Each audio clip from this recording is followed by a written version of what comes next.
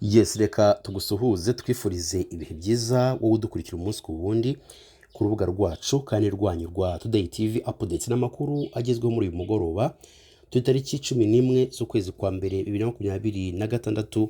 Niba usanzwe udukurikira ari ukaba utarakora subscribe, kora subscribe kugira ngo amakuru utegura umunsi ku wundi ujye ubona uri uwa mbere. Tutagutindira tugufitiye amakuru menshi cyane, ariko tugiye kwibanda ku ngingo z'ingenzi zitandukanye, harimo inkuru y'umwana w'imyaka 12 w'umuhungu wo mu murenge wa Munyiginya mu karere ka Rwamagana. Yagiye kuvoma mu kiyaga cya Muhazi bikarangira arohamyemo agapfa. Siyo nkuru gusa, turaza kubabwira indi nkuru y'umwana mutoya w'imyaka 7 wo mu karere ka Nyamasheke. Rero yishe muri umuna w'imyaka 3, ariko biravuga ko atarabigambiriye. Turaje tubigarukeho nabyo mu buryo burambuye. Siyo nkuru gusa turi bubagarukireho cyangwa turi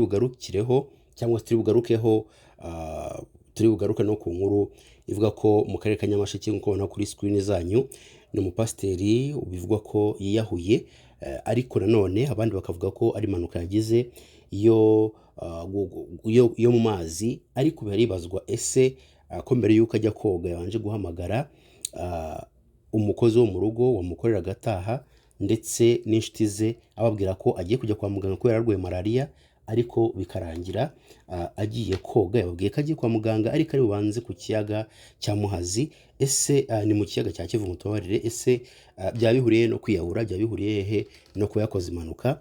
Byose turifuza kubikugezaho 5 kuri 5 ntujye kure kugira ngo usobanukirwe byinshi ku makuru arimo kugenda avugwa muri uyu mugoroba. Umwana w'imyaka 12 w'umuhungu wo mu murenge wa Munyiginya ni mu karere ka Rwamagana yagiye kuvoma mu kiyaga cya Muhazi birangira arohamyemo arapfa. Ibi byabaye kuwa gatandatu tariki 10 Mutarama 2026 mu mudugudu w'Amazinga mu kagari ka Nyarubuye ni mu murenge wa Munyiginya. Umunyamabanga nshingwabikorwa w'umurenge wa Munyiginya witwa Ruhangaza Brigitte yatangaje ko bariya bana bari babiri bajyanye kuvoma mu kiyaga cya Muhazi birangira umwana umwe aguyemo undi ajya gutabaza. Ati uwo mwana wundi bari bari kumwe rero niwe wagiye gutabaza ku bufatanye na polisi ikorera mu mazi, twakuyemo umurambo. Rero ababyeyi be bahita bafata umwanzuro wo kujya kumushyingura. Turasaba ababyeyi kubuza abana babo kujya muri Muhazi kuko amazi bayafite hafi yabo. Rero kujyayo ni ukwikururira ibyago, kandi natwe turongera umutekano waho. Ikiyaga cya Muhazi ni kimwe mu bikunze gupfiramo abantu, yaba abagerageza kwiyahura ndetse n'abagwamo kubw'impanuka.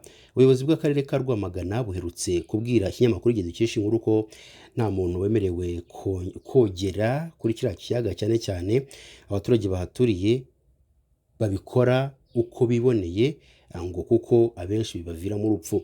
Ikiyaga cya Muhazi gikora ku karere ka Rwamagana, Kayonza, Gatsibo, Gasabo ndetse na Gicumbi. Umwana w'imyaka 7 wo mu karere ka Nyamasheke yishe muri umuna we w'imyaka 3 atabigambiriye. Byabereye mu mudugudu wa Kabere, akagari ka Shangi, umurenge wa Shangi, tariki 10 Mutarama 2026 7:35 nibwo aba bana bombi bavuye bakuye isuka mu rugo bagiye gucukura ifuku. Ubwo uyu mwana w'imyaka 7 yararimo gucukura yamanuye isuka atarebye ko muri umuna we yashyizeho umutwe aramutema. Mara kuba umwana yahise ahamagara ababyeyi avuga ko uko bigenze ababyeyi bihutana umwana ku bitaro, gusa byageze mu nzira abapfiraho cyangwa se yitaba Imana. Rero bari bamujyanye ku bitaro bya Bushenge. Umunyamabanga nshingwabikorwa w'umurenge wa Shangi witwa Habimana Innocent yihanganishije umuryango w'uyu mwana, avuga ko mu mategeko uyu mwana atanakurikiranwa.